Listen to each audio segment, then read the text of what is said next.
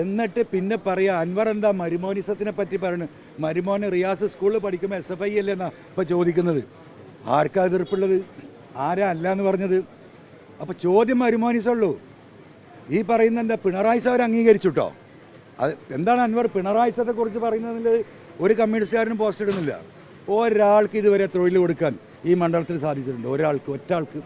മന്ത്രി മറുപടി പറയട്ടെ. പക്ഷേ ഇപ്പം എനിക്കൊരു സമാധാനമുണ്ട്. ഞാനിവിടെ ഇറങ്ങിയതിന് ശേഷം 100 ആൾക്ക് മുമ്പിൽ തൊഴിൽ കൊടുത്തിട്ടുണ്ട്. 100 ചെറുപ്പക്കാർക്ക് 15,000 രൂപ സാലറി. വർക്ക് അറ്റ് ഹോമാണ്, സൈബറാണ്. മനസ്സിലായില്ലേ?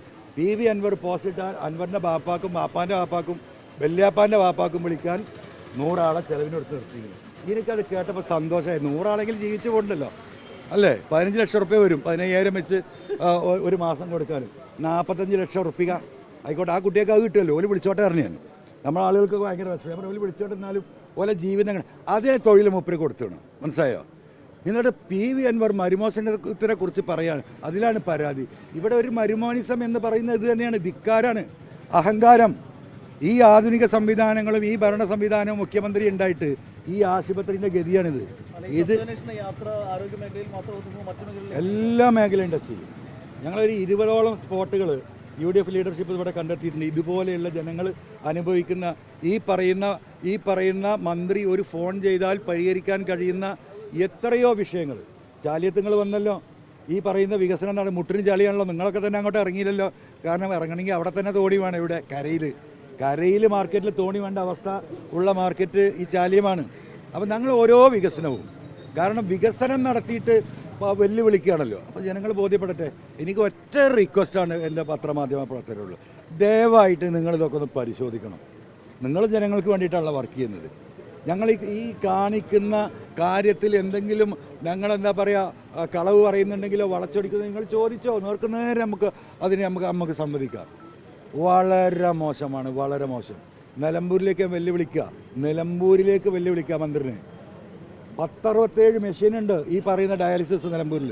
അതിൽ 10-30 ഫ്രീ ആയിട്ട് താലൂക്ക് ആശുപത്രിൻ്റെ താഴെയാണ് CHC, അവിടെയാണ് പ്രവർത്തിക്കുന്നത്. അപ്പോൾ എന്താണ് ആവശ്യമുണ്ടെങ്കിൽ വേരിലും കായ്ക്കും. പക്ഷേ ഇവിടെ ഒരാവശ്യമില്ല. മൂപ്പര് ഈ പറന്ന് നടന്ന് ഈ റീൽസും വിട്ട് ആളുകളെ പറ്റിക്കാന്ന് വിചാരിച്ചിരുന്നു. എവിടെ ഇപ്പം മന്ത്രി? അതെ ചോദിക്കുന്നത്. എവിടെ ഇപ്പം മന്ത്രി? അല്ല, ബഹുമാനപ്പെട്ട കാന്തപുരം ഉസ്താദിനെ അദ്ദേഹം പോയി കണ്ടു. ഇത് ഫോട്ടോ ഞാൻ കണ്ടു. എനിക്ക് ഭയങ്കര സന്തോഷം തോന്നി. ഞാൻ 25 കൊല്ലമായിട്ട് കാന്തപുരം ഉസ്താദിനെ കാണുന്നുണ്ട്. മനസ്സിലായില്ലേ? ഇന്നും ഇന്നലെയല്ല. ഒരു ആവശ്യത്തിനല്ല അവിടെ പോകാറ്. അദ്ദേഹത്തെ കാണുകയും അദ്ദേഹവുമായി ബന്ധപ്പെട്ട സംവിധാനത്തിൽ ഇടപെടുകയൊക്കെ ചെയ്യുന്ന ആളാണ്. ഇപ്പം പോയിട്ട് എന്താ പറയുക സലാം അടിക്കേണ്ട ഗതികേട് അദ്ദേഹത്തിന് ഉണ്ടായിട്ടുള്ളൂ. അതുകൊണ്ട് നല്ല കാര്യം. ഇപ്പോഴെങ്കിലും ഒരു മനസ്സലിവൊക്കെ തോന്നിയല്ലോ. ഇപ്പോൾ വീണ ജോർജ മറുപടി പറയും. നിങ്ങൾ നോക്കണം. മന്ത്രിയുടെ ചോദ്യങ്ങൾക്ക് ഇത്രയും ദിവസമായിട്ട് ബഹുമാനപ്പെട്ട മന്ത്രി 2.5 ആഴ്ചയായി നിയമസഭ തുടങ്ങിയിട്ട് ഈ ഗവൺമെൻറ്റിൻ്റെ അവസാനത്തെ നിയമസഭാ സമ്മേളന. ഈ നിയമസഭാ സമ്മേളനത്തിൽ മൂപ്പര് ബേപ്പൂർ കൂടെയാണ്. 3-4 ദിവസമാണ് കേരളത്തിലെ നിയമസഭാ സമ്മേളനത്തിൽ മന്ത്രി പങ്കെടുത്തത്. എന്തിനാ ബേജാറാണ്? ഇന്നലെ ബഹുമാനപ്പെട്ട പാർട്ടിയുടെ സെക്രട്ടറി പറഞ്ഞു അവിടെ വലിയ അൻവർ നല്ല രീതിയിൽ തോൽക്കും, അൻവറിന് ഒരു ചുക്കും ചെയ്യാൻ കഴിയില്ല എന്നുള്ള പാർട്ടി സെക്രട്ടറി പറഞ്ഞതായിട്ട് ഞാൻ കണ്ടു വാർത്തകൾ. ഈ പാർട്ടി സെക്രട്ടറിയുടെ നിലമ്പൂർ വന്നിരുന്നു നിങ്ങൾക്കറിയാം. ഇപ്പോൾ ഈ തെരഞ്ഞെടുപ്പിൽ അവിടുന്ന് പത്രക്കാർ ചോദിച്ചപ്പോൾ ഇങ്ങനെ കാണിച്ചിട്ട് പറഞ്ഞു അൻവർ പോയിട്ട് പാർട്ടിക്ക് രോമം പോയിട്ടില്ല അതുകൊണ്ട്. ഈ സെക്രട്ടറി തന്നെ മനസ്സിലായില്ലേ?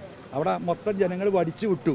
മനസ്സിലായില്ലേ? ഒരു രോമല്ല, എല്ലാം അതാണ് സ്ഥിതി. അതവർ മനസ്സിലാക്കിയാൽ മതി. അപ്പം സ്വാഭാവികമായിട്ടും ഈ നിയമസഭാ സമ്മേളനം നടക്കുമ്പോൾ അവിടെ ഉണ്ടാകേണ്ട മന്ത്രി ഈ മണ്ഡലത്തിൽ കൂടെ ഓടി നടക്കുക എന്തിനു വേണ്ടിയിട്ടാണ്? എന്നിട്ട് എനിക്ക് കുറച്ച് ബന്ധുക്കളും സുഹൃത്തുക്കളൊക്കെ ഇവിടെ ഉണ്ടല്ലോ.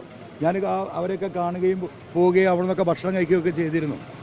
അപ്പോൾ ചില ബന്ധുക്കളൊക്കെ എന്നെ വിളിക്കുകയാണ്. അന്നവർക്ക് ഒന്നും വിചാരിക്കരുത് കേട്ടോ, മൂപ്പര് രാവിലെ വിളിച്ചിരുന്നു, ഞാൻ ബ്രേക്ക്ഫാസ്റ്റിന് വരുന്നുണ്ട് കേട്ടോ എന്ന് പറഞ്ഞു. നമുക്ക് വരണ്ടെന്ന് പറയാൻ പറ്റുമോ? നിങ്ങളൊന്ന് ആലോചിച്ച് നോക്കൂ. വരണ്ടെന്ന് പറയാൻ പറ്റുമോ? ഉച്ചക്ക് വിളിക്കുകയാണ് എൻ്റെ വേറെ ബന്ധുവിന്. എന്നിട്ട് പറയാണ് പിന്നെ മണി 11 ഞാനൊരു തിരക്കാണ്, ഉച്ചഭക്ഷണത്തിനാണ് വരുന്നുണ്ട്, ഉള്ള ഭക്ഷണം മതി കേട്ടോ. എന്നിട്ട് പോയി ഭക്ഷണം കഴിക്കുക. ആയിക്കോട്ടെ, കുഴപ്പമില്ല, ഒരു കുഴപ്പമില്ല. അപ്പോൾ ഒന്നും വേണ്ട. നിങ്ങൾ ആലോചിക്കുക എത്രത്തോളം ചീപ്പാണ് അദ്ദേഹം നടത്തുന്ന പ്രവൃത്തി എന്നതിന് ഏറ്റവും വലിയ തെളിവ്